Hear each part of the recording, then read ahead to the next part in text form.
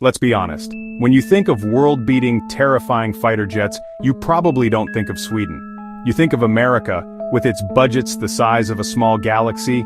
You think of Russia, with its penchant for building things that look like they were designed to end the world. Sweden, they give us sensible cars, flat-pack furniture that tests the limits of human sanity, and meatballs. So when Saab, the people who brought you the quirky car your university professor drove, announced they had built a world-class fighter jet, the world's military bigwigs had a bit of a chuckle. They looked at the Gripen, and it was small, it was dinky, it had one engine. The experts, sitting in their leather-backed chairs in Washington and Moscow, scoffed. They pointed at its diminutive frame and its single Volvo engine, yes, that Volvo, and dismissed it. It was like bringing a go-kart to a Formula One race. The Gripen, they said, was a Eurocanard, a cute little design exercise for a country that hadn't been to war in 200 years. It was designed to potter around the Swedish coastline, maybe scare a few lost Russian submarines, and then land on a motorway for a cup of tea. It wasn't a serious instrument of power, it was a budget fighter for a budget air force. They couldn't have been more wrong. What these so-called experts failed to grasp was the sheer, unadulterated genius of Swedish thinking. The Swedes weren't trying to build the biggest jet. They weren't trying to build the fastest jet, or the most expensive jet. They were building the smartest jet. They designed the Gripen not for a parade ground, but for the brutal reality of a potential war against a much larger enemy. It had to be cheap to fly, easy to maintain, and capable of being operated by a handful of conscripts from a frozen stretch of country road. They weren't building a show pony, they were forging a glinting, razor-sharp Viking axe, a tool designed with a single, brutal purpose. And so the world continued to patronize it. The Gripen was seen as a plucky, second-tier option for countries that couldn't afford the real jets. It was the sensible hatchback in a world of supercars. The narrative was set. Nice try, Sweden, but leave the serious business of air dominance to the big boys. The Gripen was relegated to the footnotes of aviation magazines, a curiosity that confirmed the established order. But deep in the Scandinavian forests, the little fighter was waiting. It was biding its time, ready to deliver a shock that would echo through the entire military-industrial complex. The toy was about to bite back. Now on the other side of the planet, America was doing what America does best, spending an absolutely biblical amount of money on something astonishing. This was the F-35 Lightning II. It wasn't just a fighter jet, it was a statement. It was a flying supercomputer wrapped in the most advanced stealth materials known to man. It cost more than the entire GDP of some small nations, and was heralded as the single most advanced piece of military hardware ever conceived. The F-35 was designed to be the beginning and the end of any argument. It was the undisputed king, the heavyweight champion of the skies, before it had even thrown a proper punch. This jet was the pinnacle of ambition. It could be a conventional fighter, a vertical takeoff and landing jump jet for the Marines, a carrier-based brawler for the Navy. It promised to see everything while being seen by nothing. Its helmet alone cost more than a Ferrari, and allowed the pilot to see the floor of his own aircraft. The F-35 was the sledgehammer to everyone else's nut. It was so packed with sensors, data links, and revolutionary technology that flying it was said to be less about dogfighting and more about managing a vast network of information. It was the future, and everyone knew it. The world looked on in awe. Allies lined up, checkbooks in hand, desperate to get a piece of this technological marvel. To own the F-35 was to have a seat at the top table. It was a symbol of power, an undeniable declaration that your Air Force was part of the Premier League. Pilots who flew it spoke of its God's-eye view of the battlefield, its ability to engage targets long before the enemy even knew a battle had started. The narrative was simple and intoxicating. The F-35 had made the traditional dogfight obsolete. Why would you need to turn and burn when you could shoot down your opponent from 50 miles away, completely unseen? In every way, the F-35 was the philosophical opposite of the Gripen. One was a Swiss Army knife forged from gold and diamonds, designed to do everything for everyone at a staggering cost. The other was a simple, brutally effective stiletto knife. The F-35 was about technological dominance, overwhelming the enemy with data and stealth. The moment of truth arrived, not in a real war thankfully, but in the next best thing.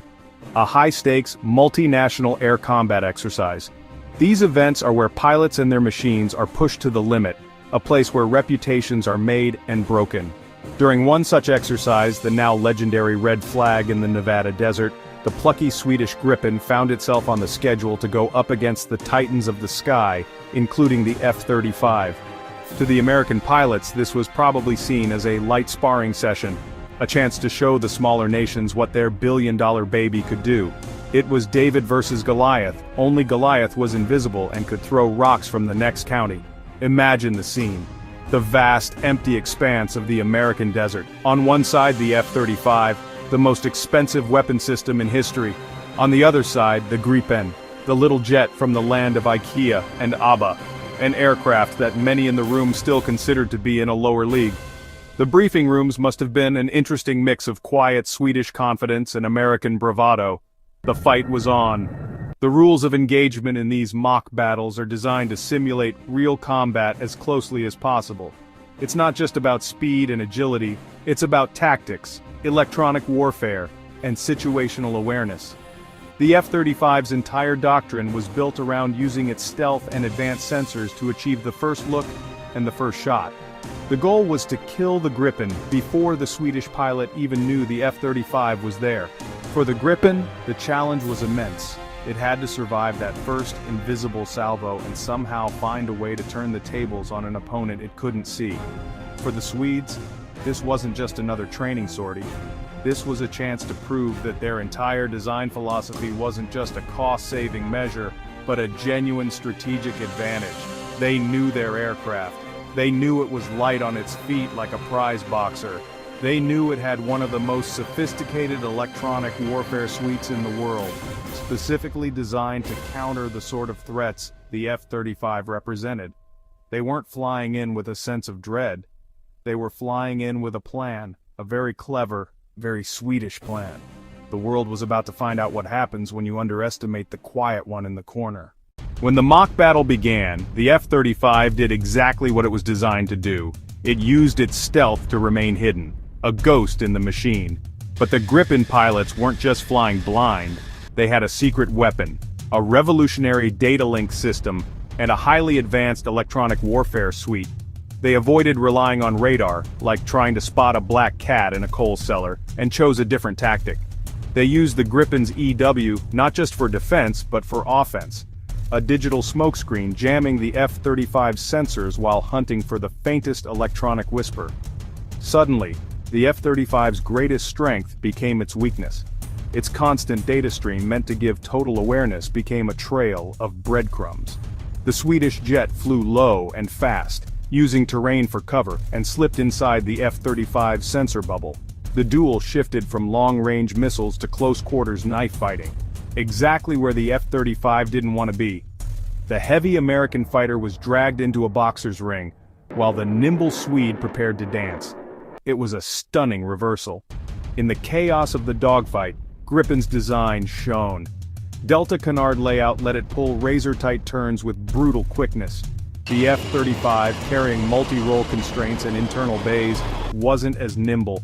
Gripen pilots used that edge to get on the F-35's tail, the kill shot. For all its tech and cost, the F-35 found itself targeted by the little jet. The Wasp was on the Bee's back, stinger out. Results were staggering. Across multiple engagements, the toy fighter didn't just survive, it won. It outmaneuvered, outthought, and killed the F-35. Reports from the exercise sent shockwaves through aviation. The invincible jet had been beaten by a sensible Swede. It wasn't a fluke. The reaction was, to put it mildly, electric. Military analysts who had spent years extolling the virtues of the F-35 were suddenly very quiet. Aviation forums exploded with debate. How could this be? How could the dinky little Saab, the budget option, have bested the most advanced fighting machine on Earth? The answer was simple and beautiful. It's a lesson that applies to more than just jet fighters. It's a lesson about cleverness over brute force. It's about not judging a book or a fighter jet by its cover or by its price tag. The Gripen's victory was a glorious testament to the power of smart, focused design. The Swedes never set out to build a jet that could do everything. They set out to build a jet that could do exactly what they needed it to do, and to do it brilliantly. They needed a fighter that could defend Swedish airspace against a technologically superior foe. That meant it had to be hard to detect, incredibly agile in a dogfight, and equipped with electronic warfare systems that could level the playing field. They didn't weigh it down with vertical landing fans or enormous bomb bays. They kept it lean, mean, and focused. The Gripen is a scalpel, not a sledgehammer. A scalpel can be far more effective in the right hands. This story should be a glorious wake-up call. We live in a world obsessed with the biggest, the most expensive, the most complicated. We are told that more is always better. The F-35 is the embodiment of that philosophy, but the Gripen stands as a magnificent counterpoint. It whispers a different truth, that ingenuity, efficiency, and a clear sense of purpose can often triumph over sheer brute force spending. It proves that you should never, ever underestimate the underdog. The small, quiet one in the corner might just have the sharpest teeth. So the next time you see a Saab Gripen, don't see a toy. Don't see a budget fighter. See it for what it is, a giant slayer. A masterpiece of pragmatic engineering and a symbol of Swedish genius. It's a reminder that true power doesn't always come from the biggest explosion or the largest budget. Sometimes it comes from a flash of brilliance,